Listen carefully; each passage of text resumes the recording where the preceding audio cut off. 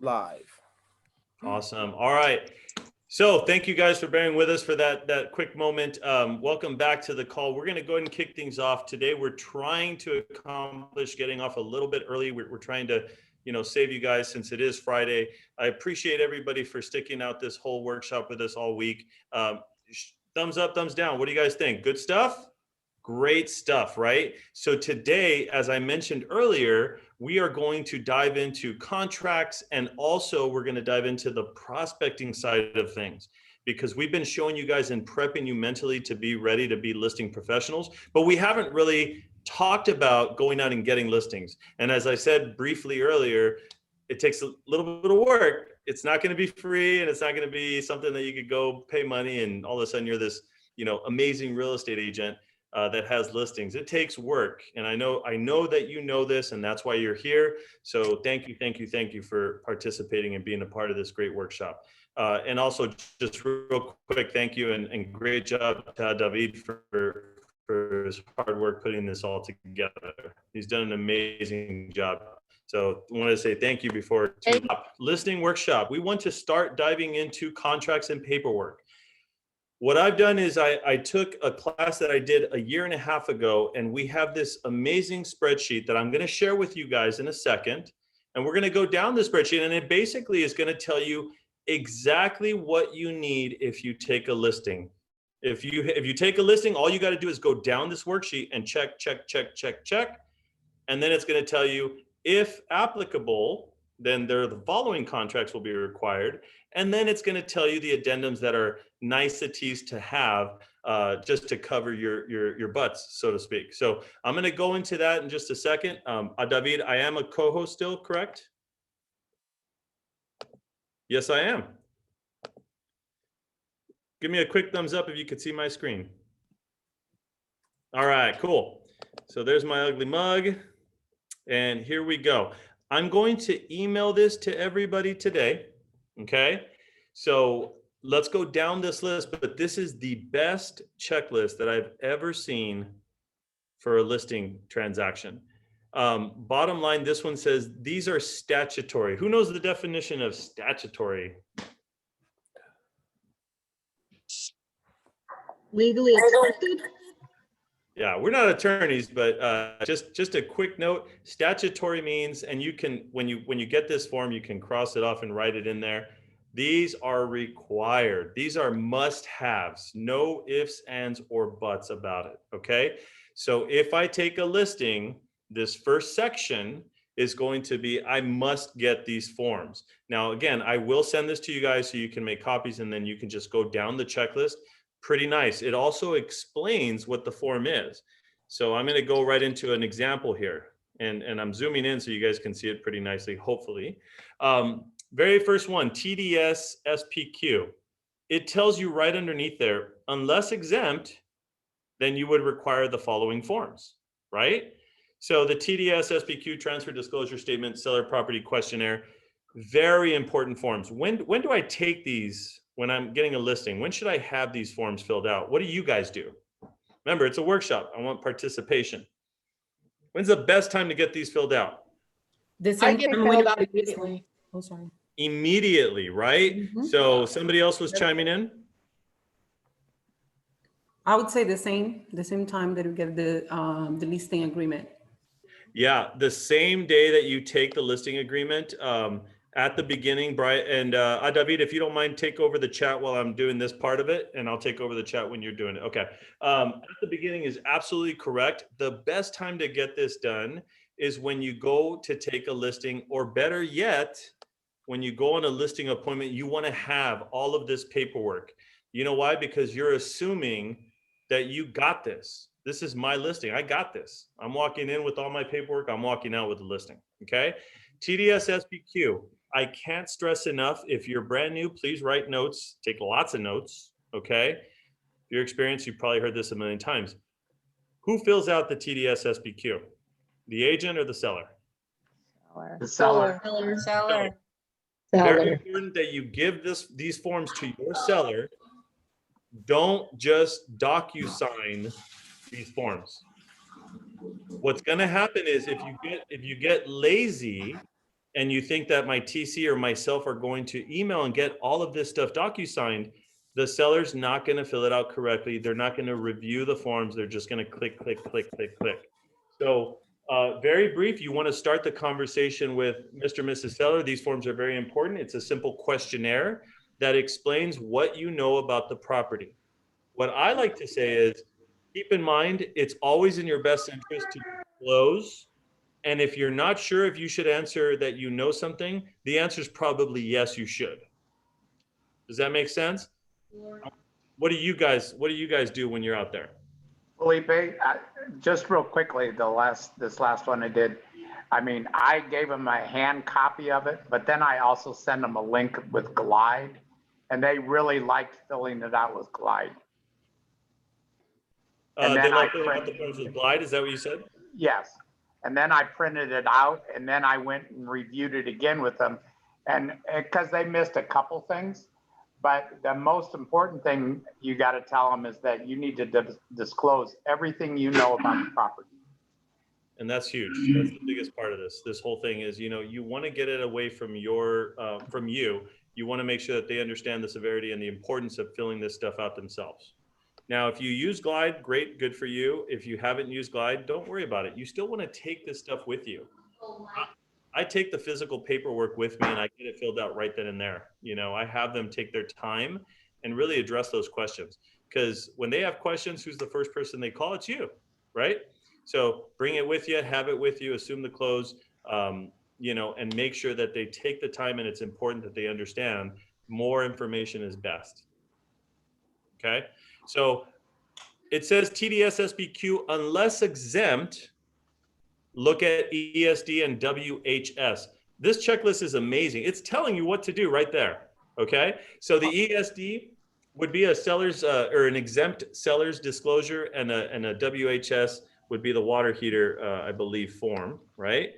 But if Century 21 preferred, this is if I move my form over just a tad, all you got to do is look at the additional info. It tells you right there. The TDS is required Yes, on hold all on, please. transactions 1 to 4. You're welcome. Have a great day. Tells you maybe you're exempt, You're welcome. including probate, REOs, bankruptcy, and some trusts. Notice it says some trusts, okay? So again, all the information's there for you, but we all agree and understand TDS SBQ is a requirement. It is not a maybe, it is always required. If it fits outside of that realm of the 1 to 4 or probate trust, some trusts, or REO, Can you hear me now? you have to do the other forms. Ms. Vasquez's microphone is still on, I believe, just FYI. Next one, agent visual inspection. Agent visual inspection. When's the best time to get that one done? And hey, I'm not going to lie. I know it's hard to always bring it with you and do it. But when should we do the agent visual? I do it at the home inspection. Home inspection. Okay. Obviously, I know there's a lot of agents that like that. There's a lot of agents that say no, because you're supposed to have an unbiased opinion of your agent visual. And if you are going to do it at the home inspection, here's what I recommend. Stay away from the home inspector while you do it. Okay? Don't wait until after your walkthrough with the home inspector to then fill it out, because you're going to recall that the home inspector said, oh yeah, this light switch is broken. And you're going to write it down. So the best way to do this is either not with the home inspector, or if you do it with the home inspector, open the door, say, go do your thing. I'm going to start outside. I don't want to hear anything, and I fill it out myself. Okay. I want to add to that on the listing side. When you guys are listing agents, you guys should be doing that at the very beginning. That's part of the disclosures you guys are technically supposed to be giving out. It is. And that's why I'm saying all these required forms, we know that they're must-haves. So you might as well go down the checklist and just bring it all with you. Okay. So it is your duty to inspect and do a visual inspection. There's no exceptions. I mean, it tells you right here, this is a requirement. Now, the next form, AS, QS, or AB. Notice it says or, okay? This is one of those disclosures that is required. However, there are 3 options. First option, AS, is the seller's affidavit. Okay. QS is a qualified substitute, meaning that typically an escrow company or title company would handle that. Or AB is the, I don't remember what it's called, buyer's affidavit, right? Buyer's affidavit. So the buyer's affidavit, it would apply if the property is under a certain amount, and I believe it'll tell us right here. Let's see. Buyer's affidavit may be used in lieu of both of those forms if the property qualifies for it, meaning that the property is less than, I believe it's 300,000. I think it's 300,000. Yeah, that's the number. 300,000. Yeah. So it's almost like a little questionnaire. Okay, so take a look at those forms, but heads up, you're going to need one of these three to make sure that the person is a citizen or not a foreign entity. Okay. Now the QS is something that escrow has been conducting on our behalf, right? So they would provide us with a qualified substitute. There is a CAR form for all three of these though, however, and you have to know which escrow you're working with and what they provide. Because if we don't provide an AS, then escrow can't provide a QS, if that makes sense. Okay, And Rebecca. just, whenever you talk, oh, Rebecca, go ahead. The QS, you guys are going to generate that from your CAR forms. You're going to submit that to escrow. Escrow will sign it after they receive the seller's paperwork. Once they receive the seller's paperwork, that's telling escrow whether or not there's withholding. Then they can sign it. Then you get your buyer's signature on that. They're not going to generate a QS. A lot of times they can do like their FERPTA compliance from escrow, but not all escrows do that. So if you get in the habit of sending them the QS, then you're not waiting on them to tell you if they will do a FERPTA compliance. And just keep in mind, this is important because every escrow company is different how they handle the process. So you got to just be prepared and know that it is part of your duty to make sure that the AS is one of these three is going to get done for my file. So again, I hope you guys love this as a checklist because you literally just go down. I got a listing. I just check.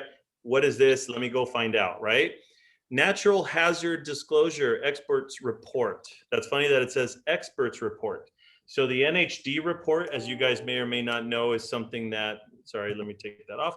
NHD report is something that can be provided by one of the NHD reporting companies that we seldom use, or that we quite often use here in the Valley, right? So we have a bunch of options for NHD companies.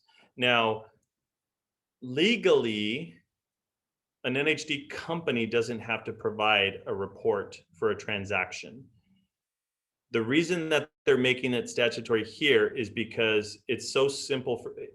If I told you guys that, hey, you don't need a report from a company, the seller just has to disclose to a buyer that the property, if it does or does not exist in one of the 6 natural hazard zones.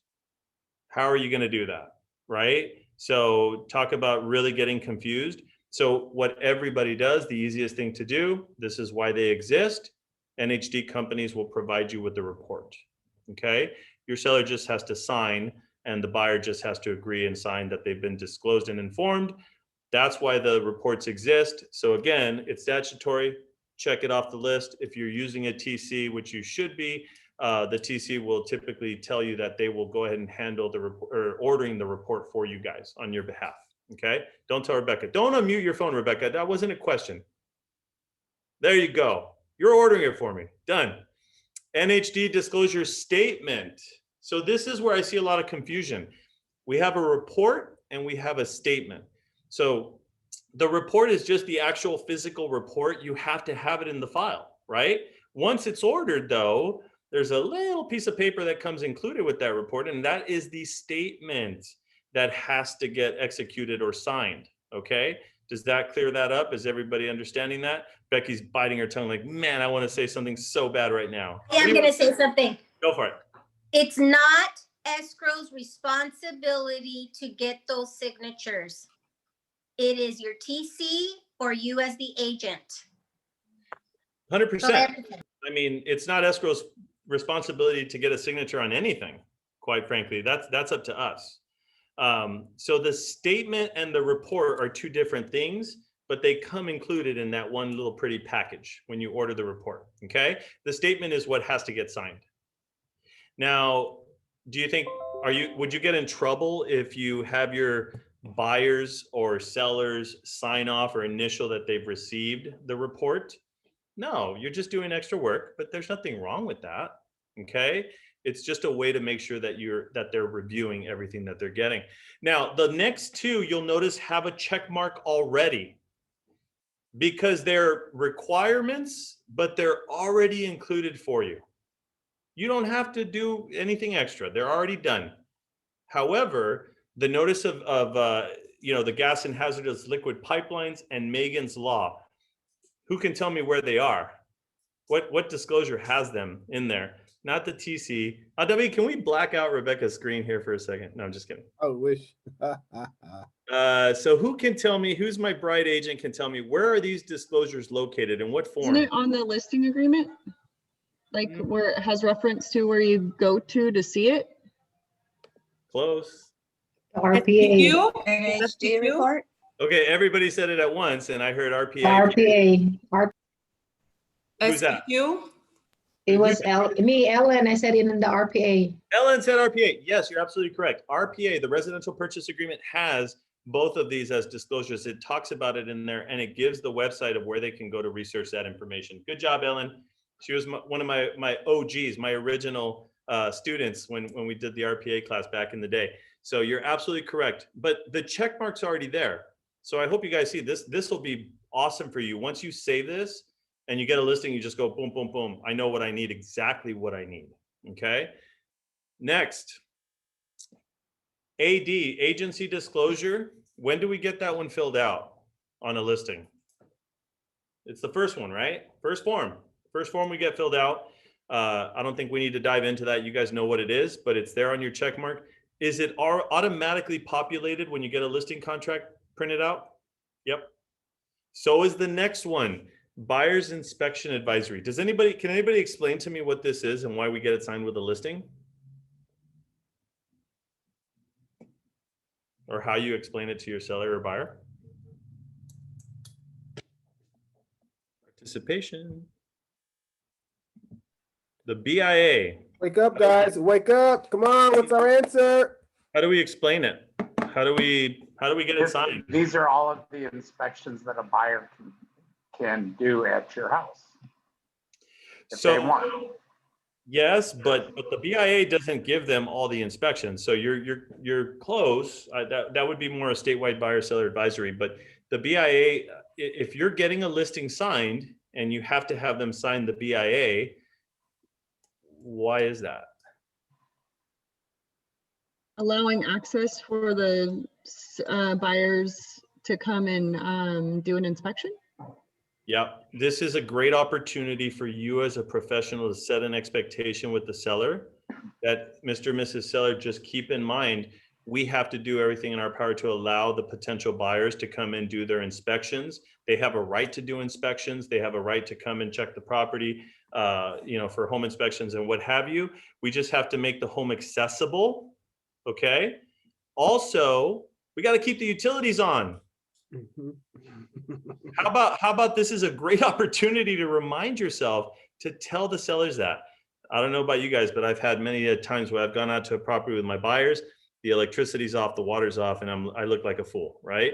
So great opportunity. I just wanted to throw it out there. Now the PRBS, possible representation of more than one buyer or seller, is also a form that automatically gets populated with the listing agreement. So you don't have to look for it. It'll already be there. But what's a good way to discuss that form? And this is important because we're trying to be listing professionals. I know in the past what we've done is, Rebecca will say, oh, this is another form, sign here. That's not how we describe it, guys. How do you describe this to your listing, to your potential sellers? The PRBS, who wants to take a crack at it? I'm gonna start calling people out who's got their cameras on. Maria, Just in case you're possibly representing both sides of the house, whether it's both agents from the same organization or you're actually representing the buyer and the seller yourself. Perfect. That's good. I think Tammy was going to say one as well. That's when you also explained that you could do dual agency. You could represent seller and buyer. You can do dual agency. Possible. Yep. I did that in my last transaction, so. Yeah. I have a question. That listing presentation packet that we're dropping off, it goes through that check mark of what we are and then what the other agent is going to be, and it specifically states in there that we're not going to be representing both sides. So I was waiting for that. Great question. Thanks for bringing that one up. That document is it's a Word doc, so you can change it however you want to take it off. Some agents choose to have no problem with dual agency, others shy away from it. So you can take that out and you can create your own question. we're only a 9. I was hoping you brought that up because, my perspective is that document, that form is going to come in extremely handy when you're competing with others for listings, right? So, you got to stand out. You got to be different. If you're competing with somebody and you ask them and they tell you, if you have that document ready that says, well, look, maybe you make the determination that I don't represent, both sides. I represent you. So I will not represent the buyer. Now, does that stop you from working with somebody in your own office to represent the buyer? No, it doesn't. It just means that you're not going to represent the buyer. So, but that's a great question to ask. And as David mentioned, you guys, you can change that form up, and that's your questionnaire that's your sheet to the seller to ask questions to the competition, right? This is what I do. And Mr. and Mrs. Seller, if in case you don't have questions to ask, let me help you. Here's a list. But you can change that, okay? So don't think that it automatically means you can't represent, because you can. You definitely can. Legally, you can. But keep in mind, you're not saying that somebody from your own company couldn't represent the buyer, right? Or on your team or whatever. So that's what a lot of these big teams do, is they'll say they don't represent the buyer, but somebody on their team can. Okay? Keep that in mind. All right, so PRBS, yes, dual representation is a possibility. Now we get into statutory, but before we get in I'm sorry, we keep going, but before we get into this second segment, there's a couple new forms that I want you guys to write down. And let me see what page, let me minimize this a little bit, sorry. So we want to write down, how about this? Right at the top here, I want you to add these forms. What's my new form for January? Actually, no, skip that. The coronavirus. What do we need to disclose about coronavirus? David, now my mind's blank. The sellers. That P. Our PED forms, PB. PDS. Right? Yeah. Feed forms. So But when you're on the listing side, there's an additional one in there, and a lot of agents are missing it.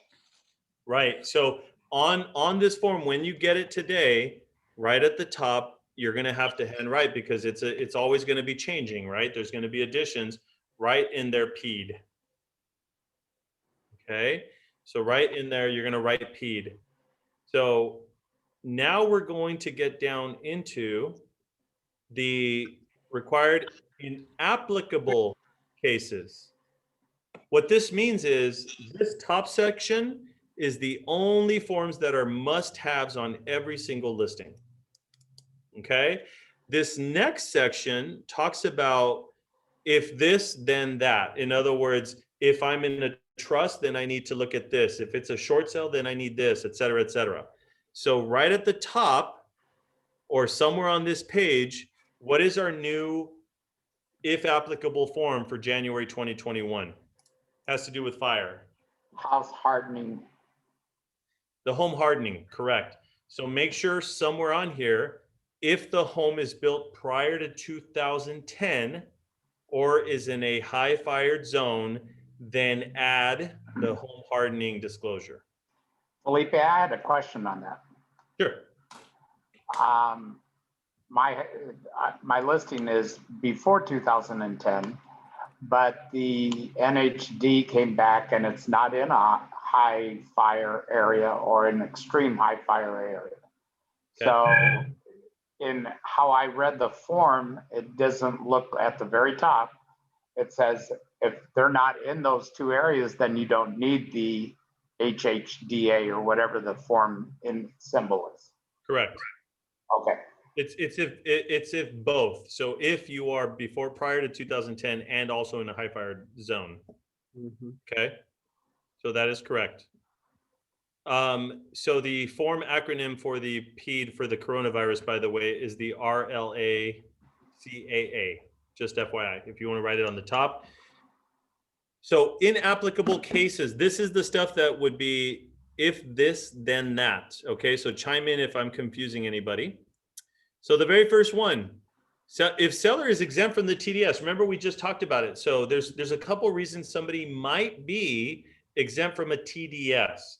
If they are exempt from a TDS, they still have an obligation legally and contractually to a buyer to disclose material fact. So if they have to disclose material fact and they're exempt from a TDS, then they need the ESD plus the WHS.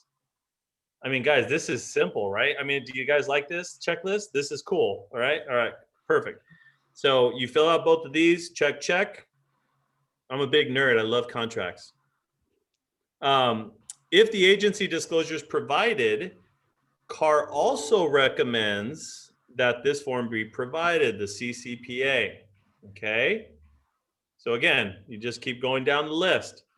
If the home is before 1960, you want to add your earthquake book safety guide. All right.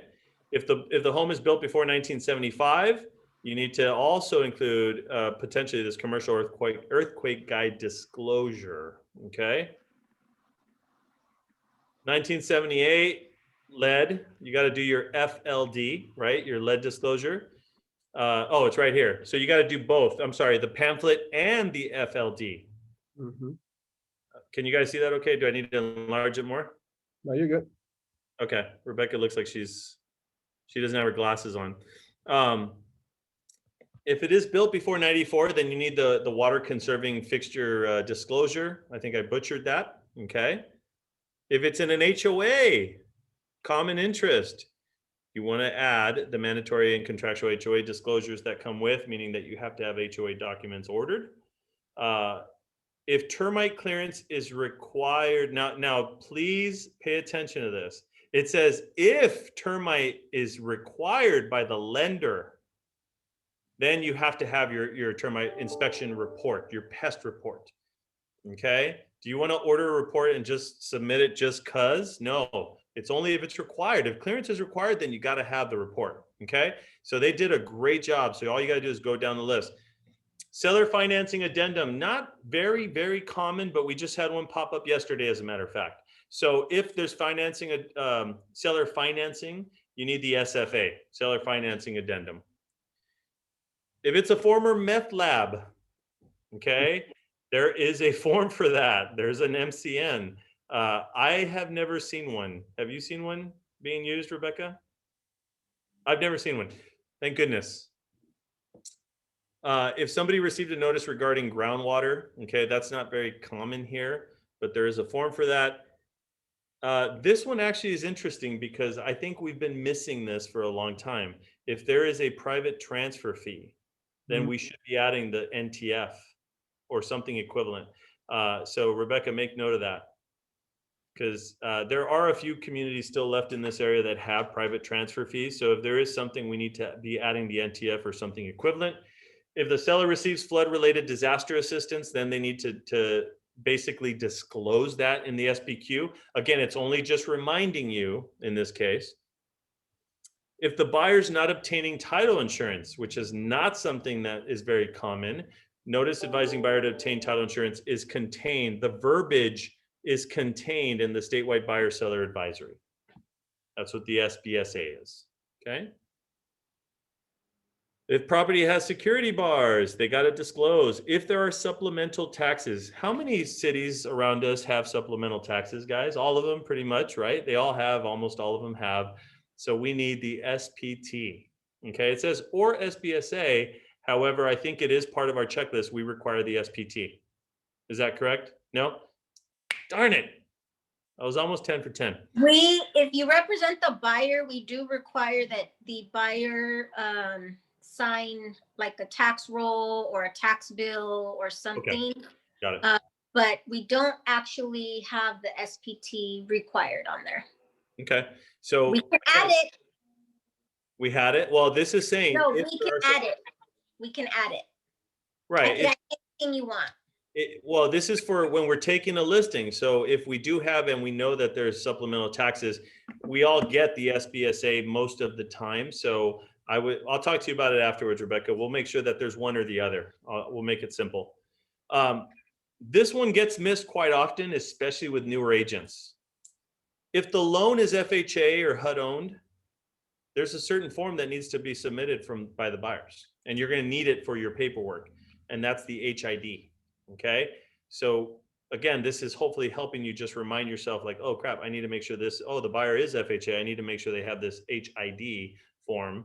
HUD owned, there is a rate on gas. It's not very common, you guys. Radon and mold. Now, that is it for if applicable. Okay.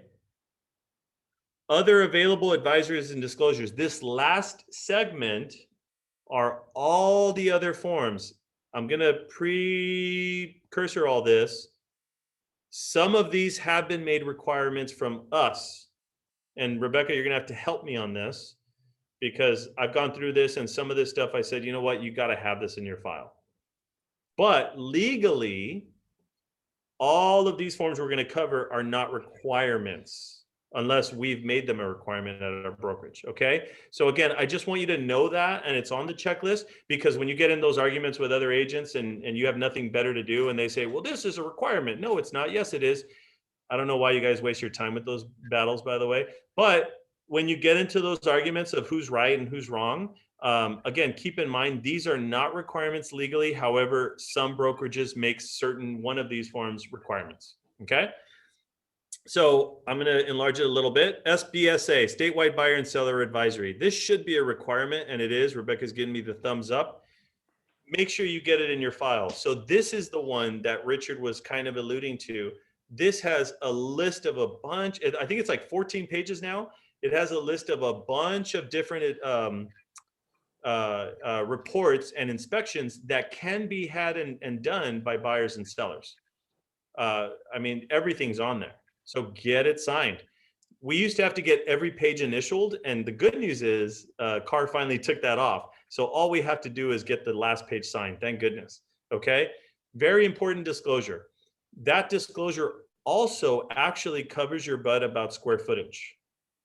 So a lot of you don't know that. So it's a very important form to have. Okay. The next one, I've seen a lot of agents get into arguments over this with other companies. The MCA, Market Conditions Advisory. Look, I recommend if you can get everything done, good for you. Is it required by law? No, it's not. Okay. It is not an office requirement, but it is highly recommended. All of these are. Does anybody still use it today? The MCA, David does. Maria, did you? Paul does. Paul does. Yeah. Ray Soli. Yeah, So, there's a handful that still do. Again, highly recommended, just not legally required. Okay. But if you use it, good for you. It's a great form to use. Okay. What is it for exactly? I'm sorry? What is it for exactly? Oh, so the market, David, do you want to chime in? Why do you use it? Basically, what I tell my clients in breaking it down is, the market goes up and down. It's volatile. We can't say what it's going to do. And so this is just advising you that, you could purchase this home today and be worth 500,000. Tomorrow be worth, I don't know, whatever the market does. So it's just letting them know that the market is up and down. And you don't want someone to purchase a home like, well, I didn't know the market was going to crash. Now I'm suing you. No, you signed this already. You knew that the market could crash.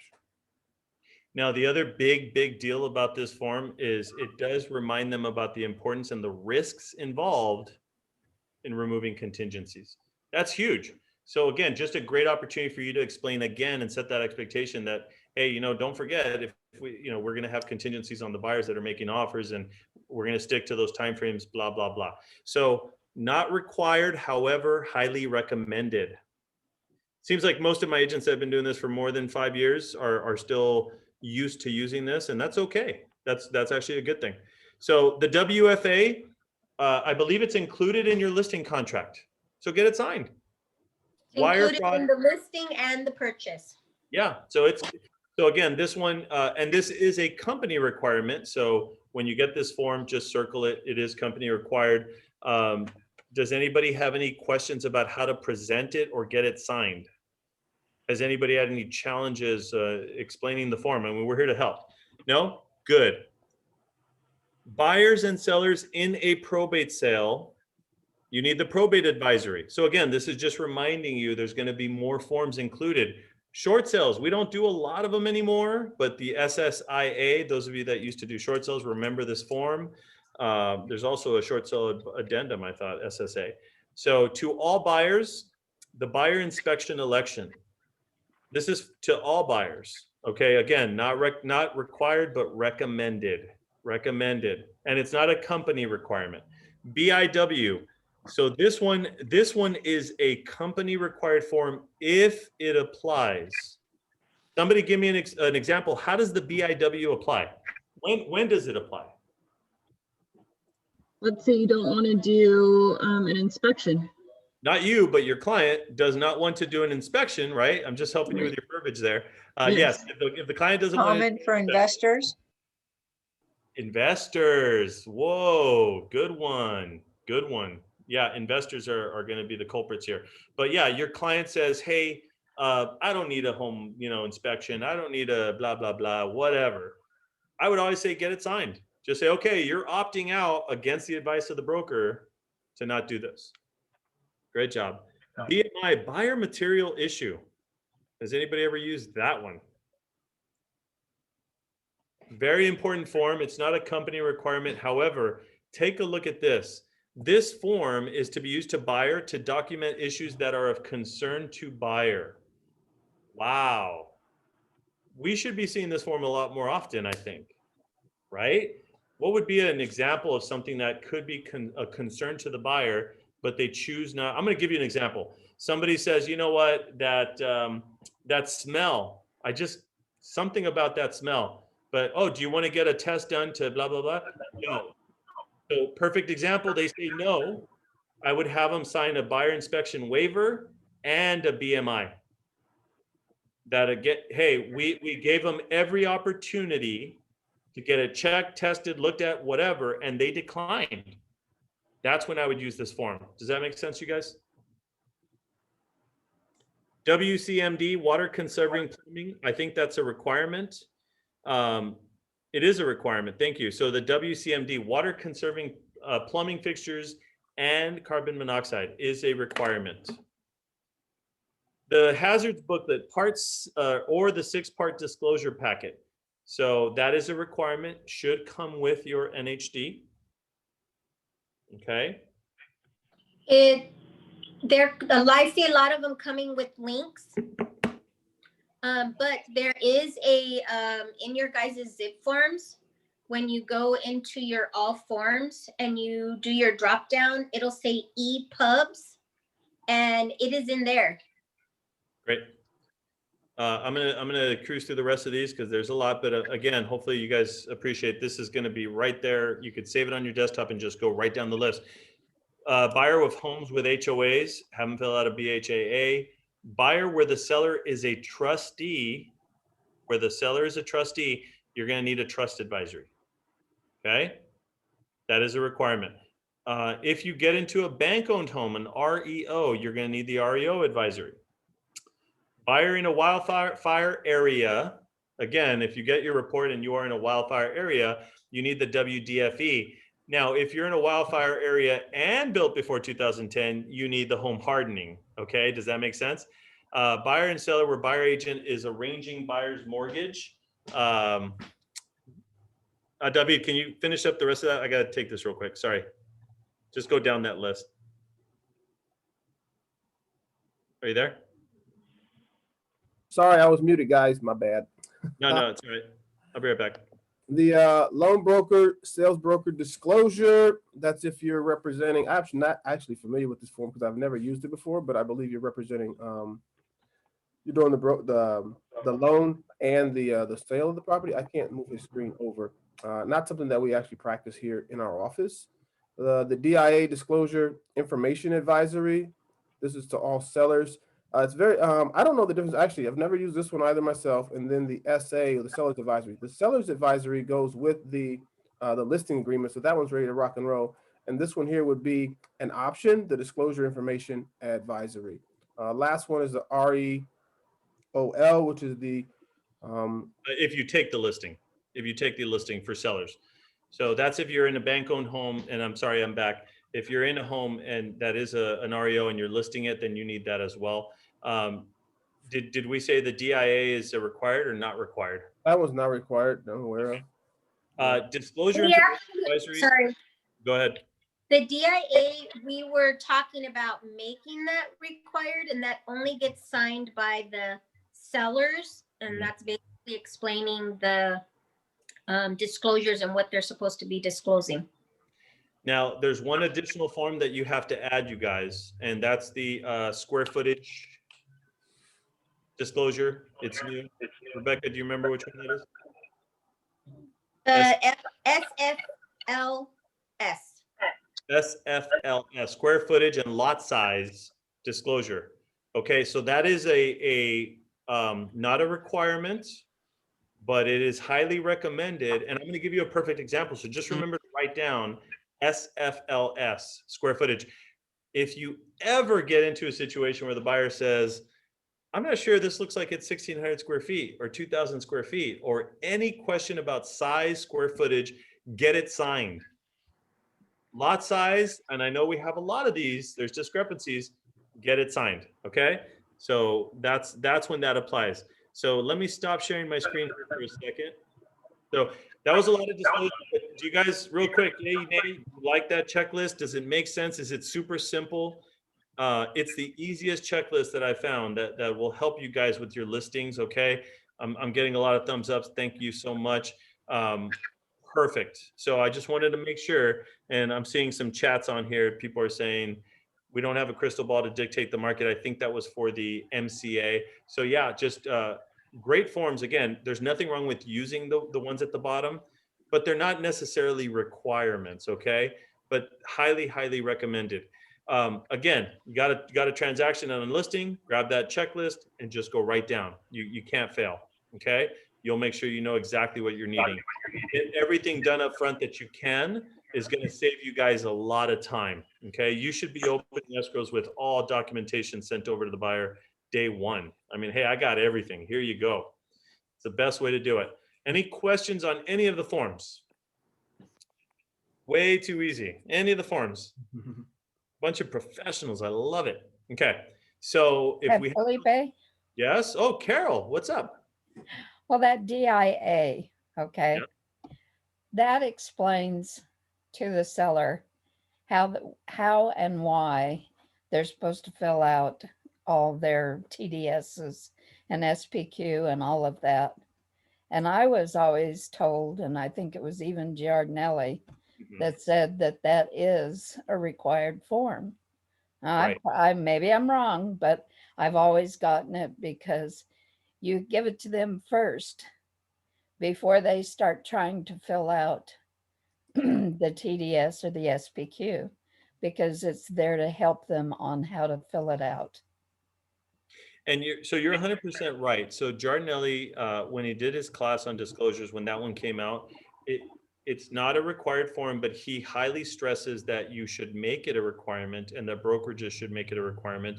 And that's why Rebecca was saying that we've been going back and forth about that one. I agree with you 100%. The best time to use that form is at the beginning, and it explains to the seller the importance, like she just said, of filling out and taking their time on the TDS, SPQ, and all the forms. And if they know something, a material fact, they have to disclose. So I would highly encourage you guys, until we decide if we're going to make it a brokerage requirement or not, I highly encourage you guys to get familiar with that form, use it on every listing, and get that thing signed. It's all, everything here is only going to assist you in protecting you, okay, when it comes to listing. Carol, thank you for that input. Disclosure checklist will go out. Okay, we'll make sure to send that out to everybody so you have it. Make sure to add those additional ones that we talked about, the new ones, just add them in there so that you have that, and we'll keep you up to date on any new changes in terms of disclosures. Okay. So David, it's all you now. Let's go. What do we got? Rock and roll. We got half of our class left, still ready to go, and we are going to dive right on into what I was telling you guys about yesterday. Got it nice and ready to go in a PDF, so I can share it on my screen for you. Pull it up here real quick. I actually rewrote it today. We made a couple more adjustments for it because this is where the ball starts rolling. Is when you get on the phone with your potential, with your potential seller. Move my screen around 1 second. You guys can see my screen, right? I'm sure you can. We figured out our technology. Pre-qualify the seller script. So just real quick, maybe get a little bit of feedback. Again, I know we talked about it briefly yesterday, but why would you want to have a conversation prior to going to meet with a prospective seller? That one's easy. That's an easy I question. forgot. I think because the price, we do different things. Okay, talk about the price. Okay. Any other What they thoughts? owe? Why you would want, say that again? What they owe, What they owe on it? Okay, very good, very good. if they're the legal signers. Who you're meeting? Absolutely, for sure. So as you'll see on the screen right here, you're going to get this in your package. It's the pre-qualify the seller script, as it says right there. And this is a phone call. Now, I know many of you say, I don't like scripting and I don't like reading, but this is one document that I would highly recommend you just read what's on the page. All right? Because, go ahead. The most important thing that this is good and used for, guys, you're all right. But the number one reason that you want to make this phone call prior to going to a listing appointment is to secure the listing. You can close on the listing with this call prior to going out there. Mm-hmm. Okay. And that's actually in the very first question. Somebody read the first question for me. Number one, what's it say? I'll do it. All right. First, if what I say makes sense and you feel comfortable and confident I'm the right agent to sell your property, are you planning to hire me when we meet? Right there, you know right up front what's going on, right? Yes, we're going to take you. You're the one for us, Tammy. We got you locked in, Brian, for sure, right? And if they say no, you follow up with the following questions that are here. Are you interviewing other agents, or am I the only one? You see that right there? Oh, okay, there's 2 other agents that are going to show up. Your answers are always positive, as you'll see that's on here. Terrific, that's great. I'm not here to disparage you doing, your due diligence and seeing what other options you have. One item that I really stressed it's important for us that sometimes we don't ask this question, so I made it an addition to this form, is are you considering selling the property on your own? We want to make sure we're asking all the right questions up front so that when we get there, they say, oh yeah, I just wanted to see what you were going to offer because I've actually decided to sell the property on my own. If I know that they're thinking about maybe selling it on their own, I can have responses to maybe those, or I can have objection handlers prepared for those conversations when I go out. If I didn't ask the question, guess what? I'm not prepared. All right. So that's on there for sure. You're going to get into, where they're going. You're building some rapport. So where are you going? When do you need to be there? Those questions as well. If we sell this property in 30 days, which is very possible today, is that a problem for you? And I love this question right here, number 8. What would happen if the property didn't sell? Is that something that we need to know? Why would I need to know what they're going to do if the property doesn't sell?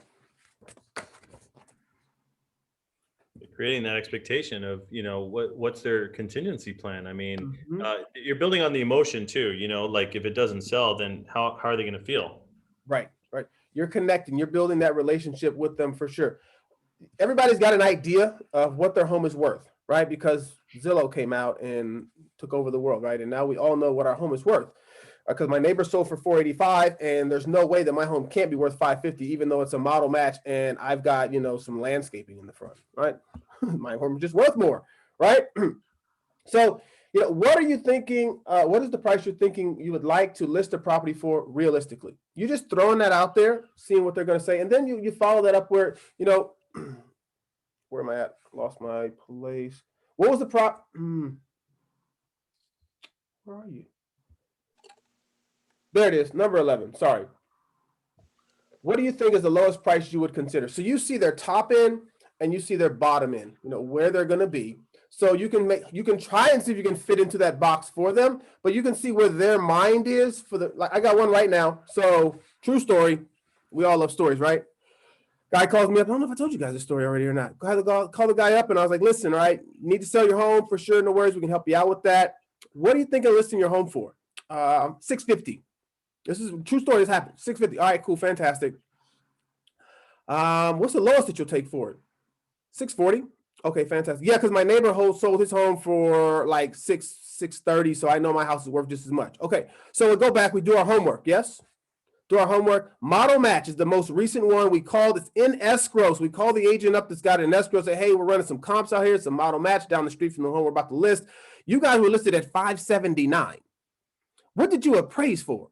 Oh yeah, man. It was a bidding war. We actually get it $600 for it, and it appraised at $600. So you look at that house and you compare the two, and come to find out that the difference is the house that just appraised for $600,000 has a paid for solar system, and your subject property has a leased solar system.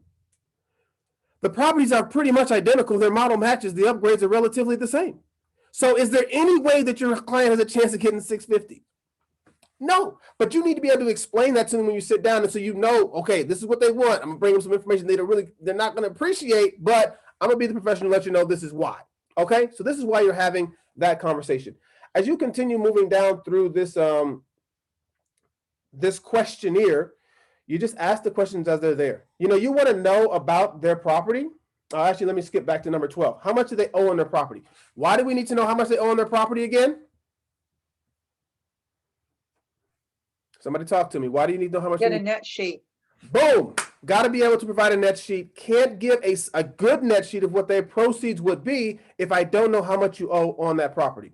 Okay. Well, also, it prepares you. If you're bringing documentation, you need to know, are you in a short sale situation or a standard sale? Another great point right there that Felipe brought up. What type of listing is this going to be? Everything's not a standard sale. There are some people who are upside down on their homes, and so we need to know that moving forward. Okay. Talking about the price range in the area, this is bedrooms, bathrooms, garage, all of that, any special features. This is just them sharing with you about the property so you can have an idea of what you're walking into. You want them to scale the property. Where does this thing match up with a model home? All right. If you could rate it 1 to 10, what does it look like? And if they tell you it's a 10, then that's great. You're happy because hopefully a lot less work getting it ready for the market. But if they tell you it's a 5, you got to come down to this next question and be like, yeah, what would make that a 10? Knowing what will make it a 10 leads you to number 16. Are you planning on making any changes? Because it's a 5, it's jacked up. And do you plan on fixing anything? Nope. Okay. So we're not getting top dollar for this one. We could be getting some lowball offers. It prepares you when you go out and talk to them. Like, listen, the neighbor's home looks great. This is what they're getting. Hey, I don't care. I divorce, gotta go. Okay, fine, right? Or no, I still want what my neighbor's going to get, but I'm not going to do any changes to the property. Okay, it helps prepare you for that conversation. Okay, positives or negatives. Number 17. I think that's on here twice. I need to fix that. How much do you own the property? We'll change that before we send it to you. It's on there twice. 18. Glad I saw it. We always got to double check everything. Skip 18. Doing 19. Do they have a first or a second rather on that property? A lot of people have pulled out on their homes, and so they could tell you, yeah, I owe $250 on it, but then they forgot to tell you that they pulled out $50, for whatever happened, sending the kid to college, somebody died, they need to pull out some cash. So that's going to be information that you're asking as well, because they may have forgotten. There's all kinds of reasons why people pull out a second on their home, and so you want to be able to answer that question as well. Are they up to date on their payments? With COVID and everything that's happened right now, what's going on with the situation? So great question there, knowing where they're at with those payments. Some people are behind. So that helps you to know as we move forward, what's going to be taking place with this property. Are we close to a foreclosure or something like that could happen? Is it in an HOA? Now, I put this one on here because you should do your due diligence prior to and find out if it's in an HOA. And more so the question could be is, I see you're in an HOA. I want to verify, is this what you're paying? Okay, but that question's on there. Is it in an HOA? So it triggers your mind. Do they know they're in an HOA? Does everybody remember what's going on over here and how much you're paying monthly? They should know that. All right. Last portion here, we're providing for you. All right, it's all coming in your inbox, so just be on the lookout for the pre-listing package. So that's what number 2 is. I'm going to be sending you out some information. Would you please review it before I come out? There's homework in there for them, so you're letting them know some stuff is coming. Make sure you take a peek at it before I get out, because let me ask you this question. How long should a listing appointment last? Or how long was your last listing appointment? Let's ask that question. How long was your last listing appointment? Somebody tell me, how long was your last appointment? About an hour and a half. Hour and a half. Who's somebody else? How long was your last appointment? 2 hours. 2 hours. Okay. This book right here that we read, everybody was talking about success with listings. He says your appointment should be about 40 minutes. The only thing you should really be discussing at your appointment should be price. Okay. You're taking a peek at the home because you've already covered everything else. They already know what you can do because all of that's in the packet. Okay. So you're shaving down and you're able to have more listing appointments. Nobody really wants to sit down and talk for 2 hours. The last one I was at was for 2 hours, right? And I didn't even want to be there 2 hours. I've been here for 2 hours. I'm trying to get out of here, right? Who said something? Sorry, I was talking for my kid, but like with you, I have a question. What did you say the only thing we should be talking about the most? Price. What are we pricing? Oh, price. Okay, thank you. Yeah, for sure. That's what we should be discussing when we get there. You see the home, you double check the prices, everybody's good. You start signing paperwork, all right? And then you're out the door, all right? So somebody like, because people ask you, how long are you going to be here? You're like, maybe at 45 minutes, half hour, 45 minutes. I can work with that space. If you call me and say, I'm going to be there for 2 hours, I don't really want to sit down and talk to you for 2 hours, right? That's a whole movie, right? Are you that entertaining? Right? So for sure, you want to be able to get through as quick as you can, and that's going to help you do that with that pre-listing packet we're providing for you all. The critical thing right here is, now that I've spoken to you, are there any other critical or other decision makers, and are they going to be at that appointment? When you sit down to take a listing, if someone's on title, if there's 3 people on title, how many people should be at your listing appointment? 3 people. Should be 3 people. If there's 1 person, that 1 person. If there's 2 people, that 2, because you don't want them to get there and say, yeah, I appreciate everything that you've done, but I need to talk this over with my wife. Or my brother owns this house with me. What? Because now you got to do another listing. You lose time. You don't look like the professional that you are because you haven't prepared and asked the right questions. All right. Any questions on this little guy right here, our pre-listing script? You think you're going to find this beneficial? Everybody? 100%. And I really want to harp on the intro too, because that's really the key, you guys, is the questions themselves. This is not just to find out who owns it, how much they owe, but the reality is you're doing this to save time, as David said, at the appointment, and to secure the listing before you even go out there. And so the intro, you should all have it memorized by now. Don't even need to look at this thing. It just says, hey, I'm just calling to make sure I'm professionally prepared for our meeting tomorrow. I'm really excited for it. Just had a couple questions. Do you have a minute, David? Yes, great. And then you go right into it. This is going to save you so much time, and it's going to set you up so that you're prepared for that meeting. And we talked about it the other day. Being prepared is the biggest challenge that we face. I know most of you on this call seem like you've been doing this a while now and you're experienced, but being prepared is the hardest part of taking a listing, so to speak. So this will definitely help us convert more listings. Mm-hmm.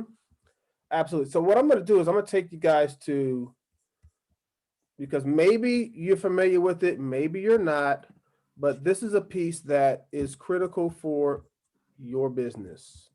Net sheets. Okay. Now there's an option for you to do a net sheet on zip forms, and there's some apps and stuff out there. This is the one that I have found the most user-friendly, easiest to print and get the information to the clients. All right. It's through My First Am. You jump in here, you go to the seller net sheet. So you can see my whole screen. So if you go in here, it starts here, you go to calculate, you go to cost first, you go, and then it'll open this tab here, and you go to seller's net sheet. When you open this bad boy up, get off my screen. All right, this is great because you're going to literally put in your client's name. So whoever the seller is, right? You're going to put in whatever. You put in an address. Doesn't even matter the address. Just punch in the address, right? The reason why it wants the address, because it's actually going to calculate some owner's title policies, some escrow settlement fees, and all that stuff's going to drop for you right there. You're going to say the sales price, whatever, selling it for $500, right? You can leave this loan type alone. Really, that's not going to be a big deal for you, but they owe on this house 375. I don't know, right? You can see my screen. Everybody see what I'm typing in there? They owe 375. Boom. Right? Selling for 500, owe 375. And then here you can adjust your commissions. I'm right here in the middle of the screen. So you're charging 3, maybe right now you can get away with 2.5 because it's a little bit easier maybe on the seller side or the buyer side. So you do that right there. And then this is good. See, you've got the escrow settlement fees, the owner title policy right there, transfer fees, your pest report's already in there for you if they're getting that done. You don't even have to worry about that. The natural hazard's already in there for them. We're not giving a home warranty anymore. You can say, you just make it 0, take it out. Just like that. It's going to tell you your seller's estimated net right over here, right?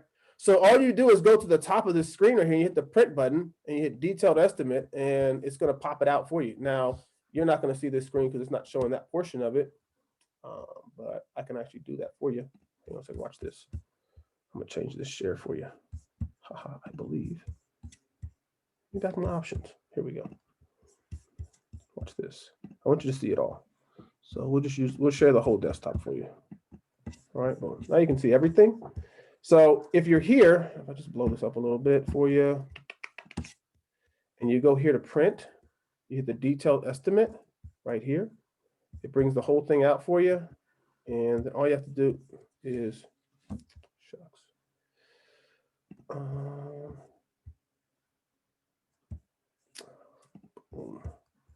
There it is. That's what I want. It's off my screen. It wasn't doing what I wanted it to do. There it is. So we're here, and this is what it looks like. Okay. It's got right at the top, it's going to have their name. It's got their address, their sales price. The loan doesn't pretty much change any figures. Their closing costs, your commissions are all in there. Their existing loan, oh, I said 370, actually only 3570, whatever, number doesn't matter. And then so this is what they can expect to take home. Okay. That right there is everything that you need. This goes with, and you should do 2 of these. On these, I should always recommend you do a high and a low. Whenever you're doing these right here, I'm gonna just take that off the screen now. Do a high and a low for your net sheets. Never just do 1. All right, you can do at minimum 2, you could do 3. So my guy thinks his home is worth 650. I'm gonna give him one for 650, even though it's only worth 600 is the max I can get. Then I'm gonna do one for 580, and maybe I'm gonna do one for the 600 that I can maybe get. Right. So this is what you're hoping to get. Okay. But this is reality over here. Okay. Does that make sense? Does everybody follow me on, that whole net sheet and why you need that? Now that we can't do for you, that one there, but you've got the resource. So jump on in there and make sure that you're making those up whenever you go out. That's going to go with your listing presentation. The other thing that's going to go with your listing presentation is your CMA. Now, we don't have time to go over how to conduct the CMA. That's going to be another class. But the CMA, when you prepare the CMA and the net sheet, you can put all of that in your pre-listing package. It's all sealed into, I don't have it next to me. I don't know where the folder went from yesterday. It's somewhere in this office. But you know what we're talking about. The one we looked at yesterday, everything gets bound in there and you get that, drop that off, right? So when you come out, they have your full marketing, 21 points of marketing. They have the comps and everything run from your CMA is right there for them. They've got a net sheet of what they can expect to take home. All of their sellers' homework right there in one package, ready to rock and roll. If that doesn't get the job done, that will get the job done. That's all. That will get the job done. Okay, because you've got everything right there at their fingertips. All their questions are answered in one document because you know how to use the tools that are provided to us. All right. Any questions on what we've covered right there so far? I moved a little bit. Hey, David. Yeah, what's up, Richard? One of the things I found real useful recently was I printed out the features of the home that we have to go through and check because it's like 5 pages long. And I had the sellers actually fill it out and then I confirmed it. Now, what Richard brought up is a very good point. If you go into the MLS, you can print off a document and it has the things that are in yellow that are required to be there. And then there's the things that are in white that aren't necessarily required. And you go through, and that's a great point. Thank you for bringing that up, Richard, is that you can take that, you can send that either in your pre-listing package, you can take it out with you and make sure that you're not missing, because when you get to fill out the listing, it's like, so is the dryer gas or electric? I don't remember. So you're going to look like the unprofessional who didn't do his homework, and you call and say, I'm filling out the MLS over here, and I don't remember if the dryer is gas or electric. Oh, I think it's gas. Let me go double check. You've got all that filled out, and that's on that form that you can fill out and take with you to the listing. You can even make it your own. Like I said, a little extra work you can do on your own if you want to. You can even make it a part of your seller's homework when you can include it in the package. Okay, so and that's easy to access. Jump on the MLS, go in there and pull it off. If you need any help with that, What's it called? Well, it's underneath the features tab when you're doing the listing in the MLS. You can go to the side and print out all of the features. So, because the sellers really know the home better than you do. Exactly. Whether they have 220 or is it a gas or electric dryer, etc. So, trust me, it will save you a lot of time if they fill it out. Good advice. Thank you. And I see some Tammy in the chat said, can you email us this form? Don't worry. Everything that we have been showing you guys, we're gonna email to you. We're gonna have one complete package coming from us over here. So just wait for it. I've got a couple pieces that are still in the print shop getting worked on for you all. But don't worry, our goal is to have everything for you today. You'll check your emails coming out to everybody. And so we're actually sending you this stuff in a Word doc. So what that means is, if there's something in there that you don't necessarily like and you want to make some adjustments, we want you to be free to do that. Okay, if I just sent you a PDF on any of those documents that we've covered, you can't change anything. Does that make sense? But as a Word doc, you can go and be like, you know what, or as you know, as the industry changes or whatever, you need to add something, you know, to tweak it, to, you know, make it your own. You will have that option from everything that we're sending to you. Okay, so you guys are gonna be more than ready to equip and ready to rock and roll. So what we're gonna do now is I'm gonna walk you through. Now I know that you may have seen this before, but we typically do this because this is what we want you to wow folks. We really want you to wow folks. And so we're going to walk through our listing presentation one more time. Someone has got their hands up. They're excited about this right here. So we're going to walk you through our listing presentation one more time and show you what you can look like as well. Understand that this started out. So just so you know where this started from was the CMA toolkit. Okay, so the ideas that came from this are not our own. This came from the CMA toolkit, and we just built on that. So anything that you want help with, let us know. But like Chris Holden, I know he's made his own listing presentation. We want you guys to be creative in your own right. So you don't have to copy and paste this right here, but we are going to walk through it. So hopefully you can get some ideas. If you've never seen this before, I hope that you can take some notes from it. I'm going to jump it on the screen now. We're going to walk through it. We're going to try to get you guys out early today. So I might talk a little fast. If I'm talking too fast, just let me know. And I'll definitely slow that down for you guys. But everybody can see my screen now. And the cool thing about this is you can take this document right here. Now this is in Keynote, but you can take this document here. And I literally just found this out 2 days ago because I was printing it and it was kind of small on the page. You can print it to where it's basically 2 slides on a page. And as you have that booklet, they'll be able to flip through it like a book. Okay, and see everything that's in there. It's nice and large, easy for them to see. So those are some options for you as well when you're creating these. But let's just jump right on into it. You've got your intro screen. Something that I like is when I'm sitting down talking to a client, you know, when they see a picture of their home, it's very easy. You can use an old MLS, you can use Google Maps, just snap a screenshot, pop it in there. It shows them that this is unique to them. This is not cookie cutter for anybody. This is unique to them. And when we sit down and we have a conversation with someone here, you know, I'm here to get your home sold. You know, there's some agents out there that are just trying to list homes. We're here to get your home sold. And that's how we begin our conversation when talking to any of our clients. Again, now, as we're transitioning, you may not have to walk through this entire presentation if you've already got it in your pre-listing package, unless they have some questions, and you can just pop those things up and go through them. All right. You're building a relationship. Real estate is 80% referral. So because real estate is 80% referral, people they talk to people that they know and trust. This is the largest asset that they own, right? And so they're looking to sell it. So they're not just going to work with anybody typically. So you have to build trust with these people, all right? And so that's just always the first question that I ask to say, hey, I've got to be able to trust you. You've got to be able to trust me. And in a relationship, how many people should be there? I mean, most of us might be in a relationship, and everybody always gets the answers right. They always say 2. Never heard anybody say 3, because that just would be weird. All right, so that's where we begin. This is the way that we tweaked it. So again, it's up to you how you want to have that conversation, but that's the way we begin.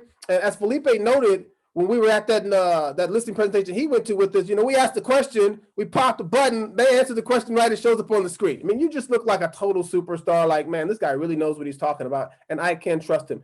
This is an acronym that we use for trust right here. And so these are some things that you can use as well. What does trust mean? Transparency. As we're having conversation, what's going on? You need to know what's going on. I need to know what's going on. Reliability. Like, I need to be able to rely on you. You need to be able to rely on me. I need to understand what you need. You need to understand what I need, so that together we are successful. And so that's just the way, the mindset that I get them in when we sit down and we start having a conversation together. All right. Jumping forward, once you've established trust, and I'm here to help you out, the next thing that you should be focusing on, I personally believe, is the client. Not yourself, not showcasing what you've done, because you're here to take care of them. And so they've got 3 questions that they all have, right? And so you're going to help them answer those 3 questions right up front. Always, first and foremost, is the most money. That's what everybody wants, right? The most money. They want it in the least amount of time. That's just the world we live in. And they want it with the fewest possible problems, right? And so you show them that I'm a professional. I can get you top dollar. I've got a solid team behind me in our marketing plan. And then, of course, the brokerage and escrow and everybody that we know can solve problems as they come up, because there will be problems. But don't worry, we'll get you through those. All right?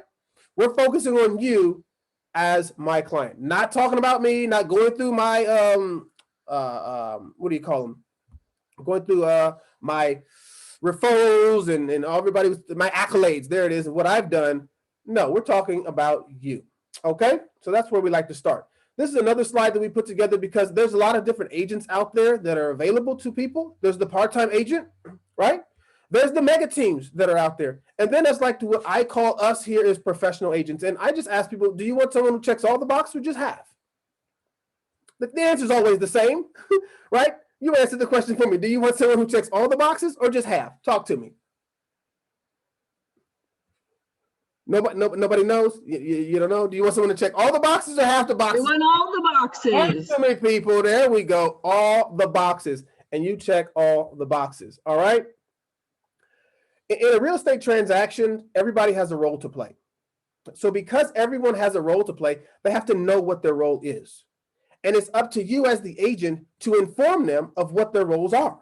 Okay, so what we broke this down into, so I know Jennifer, I think hers is the ABC and then SABCs, and so she breaks it down. So I encourage you, to be creative in your own right. The S is their role. We talk about that. The O is our role, and then of course L is for the listing cost. It costs money to sell homes. Doesn't cost you much to buy them as far as an agent is concerned, but when you sell it, you have to pay somebody. And then of course the dollars is of course the money that you take to the bank. Okay, which is the most important probably to you, how much money you're going to make. And so we talk about their role in getting the home ready, because it's not your job to get the home ready, it's their job, but you need to guide them and direct them in that process and letting them know that homes show in different lights. A staged home shows better than a furnished home, and a furnished home can show better than a staged home shows better than a vacant home, and a vacant home shows better than a furnished home. All right, that's just typically the way that, because staged home looks like the model. Everybody wants that one. The vacant home, it's a blank palette. You can kind of get in there and kind of make up your own idea what you want it to be like. And then, of course, the furnished home, people got stuff all over the place, right? And that's why you have a consultant then come in, and he can even put a home together that's furnished that looks staged. That, your garage, I always tell you this right here. Your client's got a garage, say half this stuff when you start putting in the garage, guys. All right, because it needs to open up that space, and your staging consultant's going to help you with that. Now, this is where you create value. Now, I'm gonna burn through these pretty quick. Okay, I'm not gonna spend a lot of time on them, but this is your 21-point marketing plan. So when you get the 21-point marketing plan, you've got the 21 points that you're gonna put in the 21 points that you want, any changes that you want to make. But this is your value proposition. Does that make sense? Does everybody follow me? Why am I paying you 3% to sell my home? Does that make sense? Well, first thing is you've got professional photography. All right, so that's the one thing. I recommend you start with something like this in the very beginning, okay? Because there's a difference out there versus professional and the non-stuff that we see, okay? The next thing, of course, is we've got the multiple listing service. It's the largest in the state of California. And so, of course, not only talking about that, but also the description of the property that they're going to help you write. It's going to be right there so that it's not a 3-liner. It's a full description of what they can't see in pictures. Key for description, things that they can't see in pictures. Don't know that you have a new water heater, HVAC system, those things I can't see in pictures, right? Can't see those things. Right on? Moving right along. We've got a custom website the Century 21 does for us. You want to make sure that you showcase that. This is a part of the royalties that we pay, letting them know what that's going to look like, another part of your value proposition. Again, I'm bouncing through these pretty quickly, so let me know if I'm going too fast. There should be a sign out front. On your listing agreement, there's a question is, will they allow you to put a sign out front? Make sure the box is checked. Leave it alone. If you don't leave it, if you don't touch it, it's fine. The box that says no is the box that they check. You want a sign out front of all the properties that you're listing. There's no secret that your home is for sale. You got to let them know that. They're going to find it anyway because I'm going to tell the whole world, right? Advertising on our global website, that's another value proposition that you have with Century 21. All right, moving right along. I know I'm just kind of, I hate when it does that. I wrote this thing so that it does this. So when I tell it to move too fast, it says no. There we go. Where does this go to? A lot of brokers out there, independent brokers, I should say. I don't know what they're doing to publicize this, but we at Century 21, and with all the software that we have, we syndicate this out. And it's important for them to know that there's more than just one website called Zillow, right? Where people can find homes. And we have to let them know of, where people are starting their home search. Okay? Moving right along. And then, of course, this is new. I think I've gone over this with you before, but, it costs us like an extra $100. Matterport, guys. We're in Zillow. We're in COVID land, and people are they want people in their house. People want to go at home. So when you provide this type of, what this slide used to say? This was my brochure slide. We don't do flyers no more. Psh, that's gone, right? We do Matterport for your home. All right. So this is what we put in there. That's the value proposition. It's not just photography. Matterport as well. 3D imaging of your entire home. If you were sitting down talking with someone, do you think that creates value? Yeah, you think that creates value? The guy, I think he charged me like an extra $100. What is $100, guys? Come on, now let's not get cheap. All right. Now everybody's not going to have a custom commercial, so this is just another piece of the value that we're able to provide. America's second safest city is calling you and your family home. This 3-bedroom, 2.5 bath. There it is. He's gone. Sorry. You don't need to watch my commercials. All right. Moving right along to the golden ruler. Now, this right here has got an older picture on it. That's the one thing I still need to update. But the golden ruler that we talked about yesterday, critical piece for value because it provides communication to them of what's going on with their home as far as where buyers are coming from. So another huge value proposition that should be a part of your 21 marketing points to get their home sold, right? I don't know too many other agencies out there that have that, all right? Of course, we still announce it to our local board of realtors. We can showcase it, our office caravan. I tell agents, clients right now, that we don't necessarily have that, but it'll come back. We no need to take it away. It'll come back. Publicized through mailers we share with the community. That's the MLS mailings that we talked about the other day, where we can get those out. All right, and you have the options as you saw. You can jump into Toolkit CMA, and there's more that you can create on your own. So another value proposition that you can have. All right, this one right here is new because we used to just say, we do open houses, right? But you don't really do open houses anymore. But you can do it as a training. So go back to it for virtual open houses. You can schedule these on Century 21 Online. We'll show you how to do it again. If you don't remember, go back to the training where you can schedule it so it'll pop up so that when people are looking for the property to say there's going to be an open house at this time, and you can log in with your phone, answer questions, and do tours while you do a virtual open house. So you go out to say, I'm gonna be out there Sunday, we'll do a virtual open house. I'm gonna be the only person at the house. Don't worry, we're gonna get buyers in this way. There's so much that you can do with the technology that's available. So I encourage you guys to take advantage of that. And again, if you haven't seen it, go back to that training. It is saved on our YouTube channel. All right. This one right here is a value proposition that for me, I can only speak from experience. Annette Rogers, she's my home stager. She's $250. All right. That's what she charges me if she comes to Temecula, Murrieta. She has a travel fee if she goes outside of that. Every home that I've listed with her, and she's come out and done a consultation, even before COVID, because COVID, they're selling a little bit faster. But remember, COVID's not going to be here forever. All right. So we have to plan for like today and the future, less than 30 days, every single home. And she's told me that every other agent that she's worked with, every home she's ever helped them list, sold in 30 days or less. Every last one. Because we didn't even stage the homes, like, because she charges quite a bit for staging. She helps my clients to use the furniture that's in their home to set it up so that it looks staged.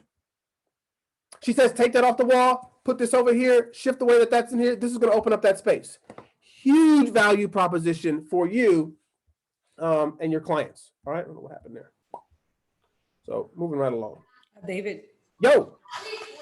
So it's a good opportunity too, so you can tell your sellers. Instead, you tell your sellers the house doesn't look good, so you have some professional to do it. I see value on that too. Mm-hmm. Absolutely. Huge value. Because this is the thing. I mean, I know we all want to wear all the hats. We talked about this. We all want to wear all the hats as agents, but there's no need to. Connect with industry professionals who can help you take your business to the next level and provide the greatest quality of service so that the second to none. The market analysis is another piece of your value proposition because you know this market. So because you know this market, you're able to tell them this is what we can get for your home based on the study that I've done of this community. So that's a huge piece of your value proposition in your marketing plan. So make sure that that's a part of it as well. Moving right along, if we know how to use the tools. Now, Zap is great because Zap comes to us and we can get those calls.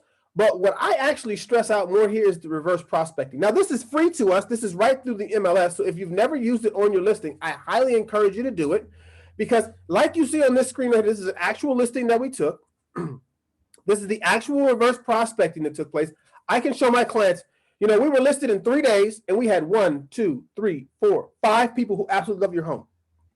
I've got the contact information for their agent. So if they haven't called me to schedule a showing, I can do that. And then I've got another 1, 2, 3, 4, 5, 6, 7 who are interested in this home. One of these is actually, look at that, pre-approved. The little checkbox is made right there for you. The little green checkbox. So this is another great value proposition to use. I can tell you the people that love your home and I can connect with their agents to make sure that they're showing the property so we're not letting any buyers fall through the cracks. All right? Make sense? Everybody follow me. That's free on the MLS. Just click the reverse prospecting button on your listings. All right?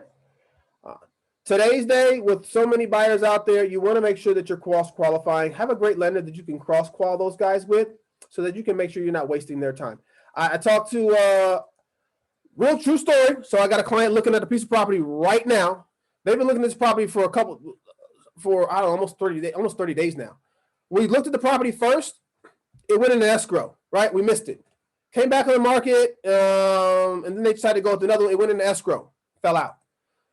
They called me yesterday because they're interested in this property again because it's back on the market. It's back on the market because the first two fell out of escrow because the buyer had problems. Well, the buyer had problems, and maybe that agent didn't do a good job of vetting that buyer. I don't know, right? Saying, hey, let's cross-qualify with my lender so that my client doesn't have to open escrow for the third. Oh, now going to be the fourth time before we can get it sold. Value, guys. That's showing great value for your clients. The super key, don't be cheap. That's all I can say. Get yourself on down to the association and get one of these blue boxes.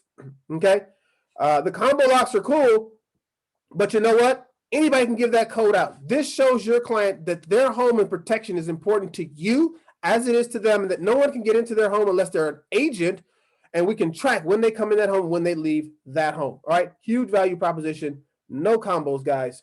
Value is right there. Combo, only place I would say you put a combo is we got out of area agents that are coming in. I would put a combo on if I needed to for that purpose only, but the blue box should definitely be there. David, you can also use both. There's nothing wrong with using both. Like he's saying, as a backup emergency for out of area agents or for utilities. So basically for the home inspector, things like that. I mean, if you need it for an emergency, but yeah, definitely don't be cheap. Use the Supra for sure. That's it. You're the negotiator. Let them know. If you haven't read the book, we didn't talk about it. Never Split the Difference by Chris Voss. So Never Split the Difference by Chris Voss. Maybe Felipe can type that in the chat. I want you to go buy that book. If you're going to be a top negotiator, you should be reading books to teach you how to negotiate, right? Read the book, Never Split the Difference by Chris Voss, V-O-S-S. Never Split the Difference, so that you can actually be a top negotiator because you've read something to teach you how to do it. Okay? He's a former negotiator for the FBI, so top negotiator. So great book. If you haven't read that one, to be a top negotiating agent, you can do that. I like to entice buyers with a home warranty. Nowadays, you don't necessarily have to, but it's a good thing to offer. Had one yesterday, one we just closed. They called me up and said, "Hey, the water pipe burst in the wall. Like, you know, we gave you a home warranty. We gave you a home warranty. So don't call us. We've done our part to help you out. We can't protect everything that's going to happen in the home. All right. And then, of course, last but not least, these cost like $35. All right, or $1 listing if you get them with like some of the other ones, is for the home protection, the seller's home warranty while they're in escrow. So if the water heater blows open or the AC stops working while you're listed or in escrow, they're going to come out and fix that for them. It's going to be a $75 trade call fee as opposed to $1,000 for a new water heater. You are a rock star. They're going to love you because you're providing value that the other agents are not. When they see it in black and white, they know it's going to happen, right? Fantastic. So after you show them all of this great value, right? Like, this is what I can do for you. We get into the listing itself and what takes place with that listing. Again, we're going to get you top dollar. We're going to get you multiple offers. The best amount of time, we're going to get it sold in your time frame. And we're going to have the least hassle. We're going to be mitigating all that stress for you. And everything that you see right here, you get for the low brokerage fee of 3%. That's it. That's what I covered. We're done. Makes any questions on that right there? That's your value right there, or a portion of your value. There's so much that we've talked about in this class.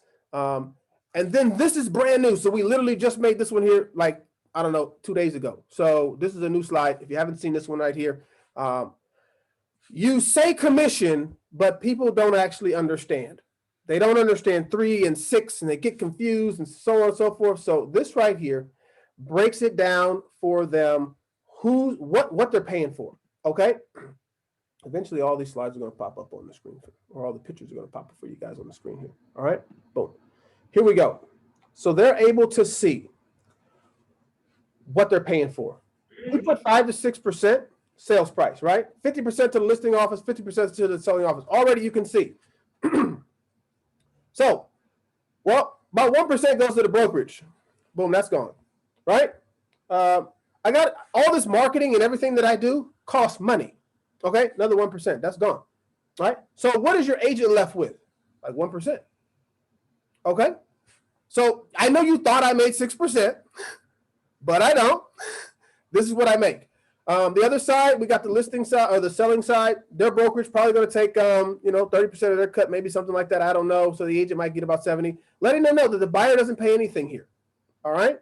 And then of course it just says there in the small print, I don't know if you can see it or not, that this is just an example, generalized. Okay. So these numbers can fluctuate a little bit, but I thought this was a critical slide to have because I had a guy who he told me, I think that reasonable. I told you the story. I think that reasonable is 1 to 1.5%. That's not reasonable. And you don't understand commissions. So now we put it in black and white so that you understand commissions. Make sense? Oh, yeah. Do you think that that's valuable? Did we do a good job there? Yeah? Awesome, guys. I love it. For sure. We've just got like 2-3 more slides and then we're done because we got a rock star that's going to talk to you guys in just a moment. Dollars. When they're putting dollars in their sense, where do we find value in homes? Okay, so that everybody knows that, just because you spent, $50,000 in the backyard, putting in whatever you put in, doesn't mean that you're going to get a full return on that $50,000. So things that influence value in a home, you want to bring to their attention. Your neighbor's home may have sold for a lot less because he got a job out in Texas and he had to leave now. And so it took a lower offer, and so he's gone now. So that's what you see right there for motivation to sell. Property features, comparable properties, exposure, market conditions, all of that. Things that don't affect value, I stress this one right here. What you paid for it, right? What you want to make on the sale of your home. That has nothing to do with the value of your home, unfortunately. Okay, because yes, you want to make 150,000, but you're only going to make 72. All right, that's just what's going to happen here. You are the professional, you got to just let them know. All right, this slide right here is a critical piece because for those that like to test the market, all right, well, we want to see what's going to happen. This slide right here shows them what happens when you test the market. You tend to just drop a little bit, drop a little bit, drop a little bit. There's a home out in Menifee right now that I looked at. The homes out there are selling for about $290,000, $300,000. Well, they did some upgrades, and so they decided they test the market. Guess what? They started $325, price reduction, $315. Saw it yesterday, price reduction, $308. Been on the market for 75 days. In this market, 75 days. Their agent, unfortunately, is not doing a great job of telling them where the home's value is because now they're limiting. So when they get an offer, right, are they going to write top dollar offers on that? Those agents, are they going to be lowballing them? Right? That tells them right there, you don't want to do that. I'm a professional. Trust me. Let me guide you through pricing this home so that we can get you top dollar and get you sold in the first 30 days or less. All right? Boom. We're going to just, yeah, that's it. That's it for that slide. Moving along. Next to the last slide right here, just goes into, again, about pricing for the peak. You don't want to be too high. You don't want to be too low. You want to do your research and make sure that you price intelligently. You don't overprice. You price for what's the peak, which is actually the middle of the pyramid, not the top. This next portion tells them just what's going on in our market. Values cool are increasing. Interest rates are incredibly low, and it is a strong market that's favoring sellers at the moment. All right? And then, of course, I give them a snapshot of what's going on in their local community. So this right here is in Murrieta. So it's going to tell them in Murrieta, we've got average days on market are 21. That's average. It's not median. Median days is like 7 or something crazy low, right? Month of supply. Huge point right there. Month of, we don't even have a month of homes available. Look at that, right? They can see average price points, and they can see there's not a lot of homes. Normally, it used to be like 500-600 homes available. There's 211 right now for sale in Murrieta. All right? And at the end of the day, I'm like, listen, man, I already know that you're ready to rock and roll with me. So there's only one question that you probably have, and that question is, what's the seller going to ask me?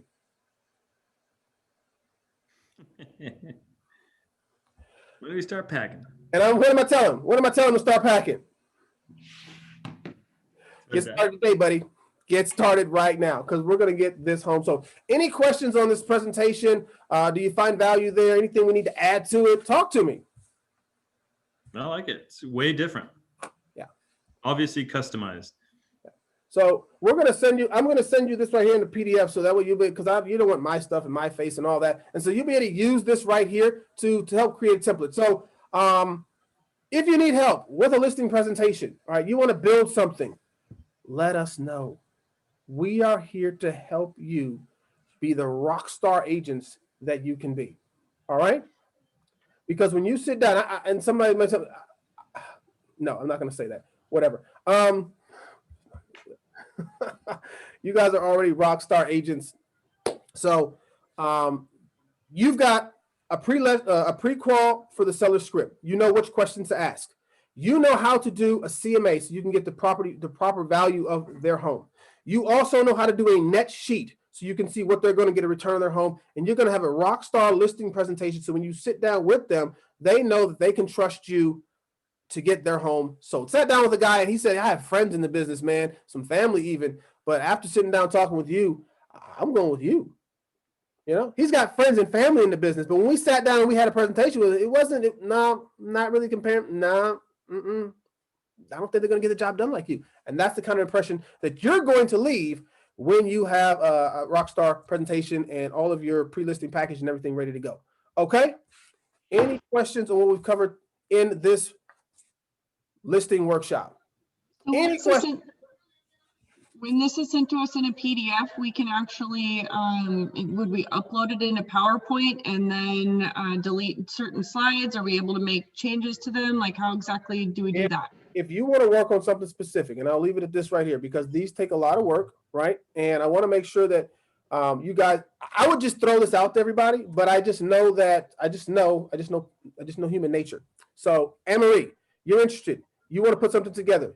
You contact me and we help you build what you need. Okay. Okay. That anybody else, listen, this tells me that you're interested. You say, I love what I saw, reach out to me directly. We'll help you build what you need to build. Okay. Okay. That's I'll hold you to that. That's the way I know that you're interested, is you're reaching out to me directly. You know, so those who I don't see no face on the screen, you know, if you're driving, I don't know. I don't know if you're interested. All right, we got some really high quality stuff that we've produced for you all, and we want to make sure that you're utilizing what we're giving you. You know, it's great to have a whole toolbox like the guy who like shows up with like the right gear on and all the tools and the fancy truck, but he actually has no idea what he's doing. I don't want you guys to be that individual. All right, we want to make sure we can show you guys how to use these tools. So that being said, all right, as we've created these Rockstar products, we've got a Rockstar agent who came to Century 21 just recently, got his license, and he hit the ground not like running, like sprinting. Okay, like just full on sprinting. Last year, we closed out the year. He's one of our top 10 agents, beat me out. Like the dude is just an amazing rock star. He's professional. He knows what he's doing. He's partnered with other professionals there in our office so that he can find success in real estate. So if he can do it, anyone can do it, guys. All right. So I want to just turn the time over to the rock star that I've been watching, even taking some notes from myself. Chris Holden, tell us some of his experience of how he's going to move forward in this industry. Take it away, Chris. Thank you, guys. That's a great hype up for me. Yeah, so I have my own presentation, and I think David's is by far way better than mine. But you know, that being said, like he's been saying all week, if you're the one that goes over there with the presentation, you're more than likely the only agent that's going to show up with the presentation. So it's always kind of good to have in the bag. So if it's a friend, so what I've learned is, you know, if it's a friend or a family member, you know, usually talk to them more often and you can give them kind of the highlights. You don't have to be so formal. But if it's like a referral from a friend or a family, then that's when you want to have the actual presentation with you. So I found that, you know, what I wanted, you know, Century 21 gave me the basis of, you know, giving me the brand behind me, right? Like the most recognized name in the industry is Century 21, been around for 50 years. And then, you know, partnering with another professional who's been doing the business for 15 years has given me kind of the guidance to show me the right ways to handle each situation, because each situation, each person, each listing is not the same, right? So as long as you're prepared, you have something in your tool belt to, if the person I think we've covered this, but if the person wants a presentation, give them the presentation. Some people don't want that presentation, right? They want to build the rapport with you. They want to talk. They want to feel heard. They want to, you know, feel felt found. So it's like, be prepared for in the event that somebody says, oh, well, like, what do you guys do? Right? You got to show them, this is my 21-point marketing system. This is how we prevent random realtors from coming into your house with the super key, right? Like, so having all those in line, making sure that it fits your style, right? Like my style is different than David's, different than Anne-Marie's, different than Felipe's. So whatever your presentation style is, just make sure that it's dialed in, get with somebody who can help you build it out for you. I can help you as well if David is not available, because that's kind of my wheelhouse. I do the marketing as well. So, you know, just reach out to any of us that have some ability to help you building out your listing presentation. Yeah, like I said, each situation that I've learned that I've gone into is different. I haven't, you know, what I do is when I go to listing presentation, I take the presentation, I take the listing agreement, the SBQ, the TDS, and the new coronavirus paperwork. I always have that available with me. And if they want to review all the paperwork after I'm gone, I leave it with them and then I just say, scan it over to me. So those are a couple of things that I do when I go to listing presentations, and just always be prepared, like David says. Awesome. Some key points there that Chris brought out, guys. Number one is a word that started with the letter P. Did anyone catch that, what that was? Anybody catch what he said there? The word- Prepared. Oh, there it is. Prepared. All right. You got to be prepared. All right. The way that he's helped to prepare himself, he's working with experienced agents as well. We got an office full of experienced agents who are willing to help you to build out, your business how you want it to look. Everyone's unique in their style, guys. So you don't have to wear a tie, right? You can wear flip-flops. I don't know. It's you. So be you. And as long as you're being you, people are going to be comfortable who you are. All right. Each listing is different, like Chris said. So you can't walk into one thinking, oh, I've done this a million times, it's going to be the same show. It's not. All right. So just be prepared with that way as well. Chris, thank you so much. I don't know if Felipe's got any closing remarks for us as we wrap up what has been, I hope and believe, a phenomenal 4-day workshop for you all. And moving forward, you feel totally confident to be able to be the best agent in the Valley, most equipped with all the tools, most knowledgeable in all that you need as far as disclosures and contracts and so forth. You've got a TC and a brokerage behind you who is ready to empower you to be the very best. Any questions before we wrap this up and we let you guys get to the rest of your Friday? I have a comment. So one thing I want to let everybody know, that Jennifer and I have talked about this quite a bit, but I think it's for everyone. I would say I've been in this almost 9 years, and how often do we even run into each other? So there's nothing like, I love this office because we share. And whatever you come up with, whether it's a great marketing piece, whether it's a way that you go about something and you're having success with it, share it, pass it on. It's like, why should we keep reinventing the wheel? It's like, when somebody's got something that works, share it. It's not going to be your competition. It's going to be the family growing and getting better and bigger. And to me, that's part of that, the real integrity, real service, real, because we work together and we're building each other up. So you got something, we share it, pass it around. I agree. Absolutely, for sure. That's how we grow and we learn. If I'm willing to share something, then someone else is going to be willing to share something with me. I don't have all the answers. Maria Speed doesn't have all the answers. No one has all the answers, but together, we can do it all. Felipe, I'll let you close us out, man. Closing remarks before we wrap it up. No, we're gonna keep it short, you guys. So unfortunately, we ran out of time. It's a lot of great information, great content. Go back, watch the videos if you have to catch up or if you missed certain segments. Chris, thank you for chiming in today and good information as always, you guys. So I hope this, as Nicole put on the chat, this revived her spark.